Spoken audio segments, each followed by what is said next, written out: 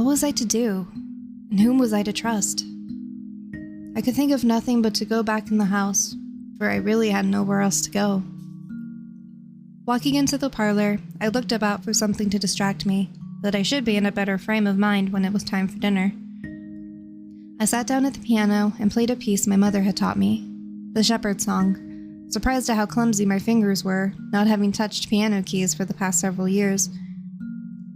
There was a book of songs on the piano, and I leafed through it, looking for one that did not tax my skill. I came upon a piece called Springfield Mountain, but it was the words that caught my eye. On Springfield Mountain there did dwell a lovely youth, I knowed him well. This lovely youth one day did go down to the meadow for to mow. He scarce had mowed quite round the field, when a cruel serpent bit his heel. They took him home to Molly dear, which made him feel so very queer. Now Molly had 2 ruby lips, with which the poison she did sip. Now Molly had a rotting tooth, and so the poison killed them both. Each verse was followed by the chorus thus: Taroo-de-nay, taroo-de-noo, taroo-de-nay, taroo-de-noo. What a strange song, I thought. Yet the tune was a simple one, repeated over and over, and one for which my fingers were well suited. And so I began to play. At once, a voice behind me boomed, "Please stop." It startled me so that my hand slipped off the piano keys and into my lap. I turned around to see Uncle Jeffrey in the doorway, his face greatly agitated. I didn't know what to say and finally blurted out, "I'm sorry, Uncle. I didn't think my playing would bother you, though I know how dreadfully I do it." He looked flustered then. "You're welcome to play the piano. It's just that particular song. I don't care for it." "As you wish," I said. I turned to the music book again and found another, Evening Star, and played it through without incident. And then we were called to dinner. Uncle Jeffrey was trying hard, I could tell, to make amends for so sorely frightening me in the parlor. As Mrs. Hastings served the roast duck, he said, "I understand that today was your first day in the hat shop, niece. I hope that you found the work pleasant enough." "I did indeed," I replied, "and as I learn the trade, there will be an increase in wages, so I'm quite content and wish only not to shirk my duties here." "Now don't you worry about that, my girl," Mrs. Hastings put in. "The work around here will wait. The dust won't be going anywhere soon, and you can use the mop on a Tuesday as well as a Monday. A young girl like you shouldn't be shut up in a house all week anyway." "True enough," said Uncle Jeffrey, and then to his son he asked, "And how did your day fare, Charles?" "I was a bit late in rising, so I did not go out until 10, but I did make a tour of the new town hall, Father, and found the architecture quite as grand as they said it would be." Uncle Jeffrey sipped his wine, and putting down his glass, asked, "And did you by chance visit any of the offices there and ask what opportunities there might be for your employment?" "Like a common beggar?" Charles asked irritably, drawing himself up straight.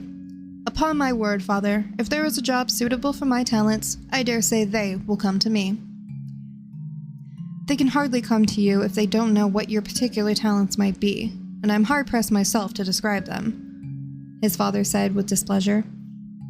This was as close to an argument as I had heard, and I kept my eyes on my plate, quickly helping myself to the turnips that Mrs. Hastings had handed me. But when dinner was over, and together Mrs. Hastings and I were clearing up the dishes, there was an argument of such volume between Uncle Jeffrey and Cousin Charles in the parlor that even if we had covered our ears, we should still have heard every word. Just the clink of the brandy glass upon the tray told us how annoyed Uncle was when he set it down. "Just whittling away your time," he boomed. "At the grand age of 40, Charles, you have little to show for it. How am I to leave my estate to you when you have held no job worth mentioning to prove you can manage it? And how am I to manage when I have little to practice on? If you refuse me more income, Father, there is nothing to invest, nothing to manage," countered Charles. "And why must it be my property upon which you try your talents?" exploded his father. "Why haven't you made any effort to earn your own fortune? Then, when I see you can handle that, I will have no hesitation in leaving the estate in your name." Mrs. Hastings and I looked at each other in the kitchen, embarrassed that we were overhearing such a personal conversation as this. yet every word came through the doorway as clearly as though spoken in our presence. "They do go at it now and then," she said to me, pursing her lips. "Spoiled he is, that Charles. Mrs. Sparrow, she's the one who did it. Kept him here in the house, waiting on her hand and foot. Never asked anything of him but to take her about wherever she would go. After she died, Charles began doing all the things he couldn't do before." "And now?" I said. "Now that it's just Charles and his father, things are being said that should have been spoken years ago," she sighed. "But who am I? Just the cook, that's all. And so I hold my tongue." She smiled a little and added, "Most of the time, anyway." "Would you have me take on work beneath my station like any poor beggar on the street, father?" came Charles's voice once more. "Never be ashamed of honest work, Charles.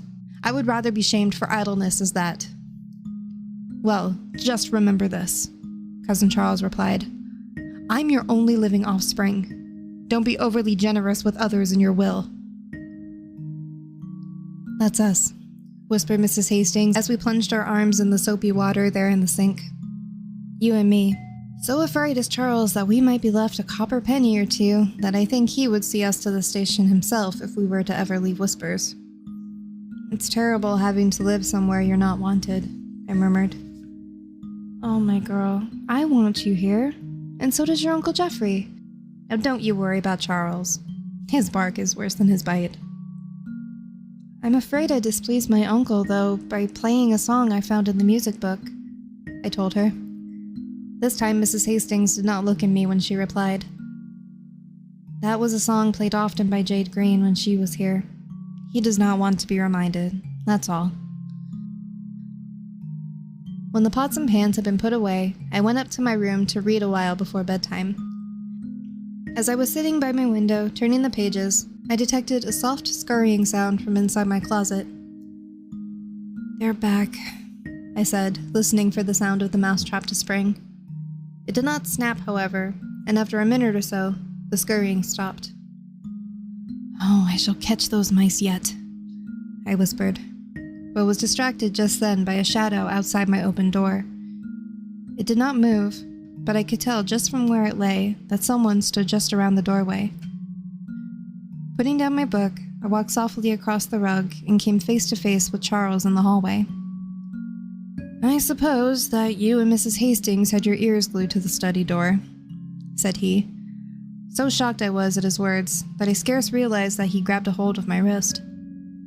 "I assure you, sir, I was not listening intentionally," I stammered. "All I heard came to me in the kitchen unbidden." I tried then to pull away, cradling my hands against my chest. A smile played about his lips, but his eyes never softened. "My father and I do argue from time to time," he said, "but it is nothing that involves you." He released my hand, but in withdrawing his own, let one finger slide down the buttons of my bodice. "Our affairs do not concern you in the least." He turned then and went swiftly back down the stairs.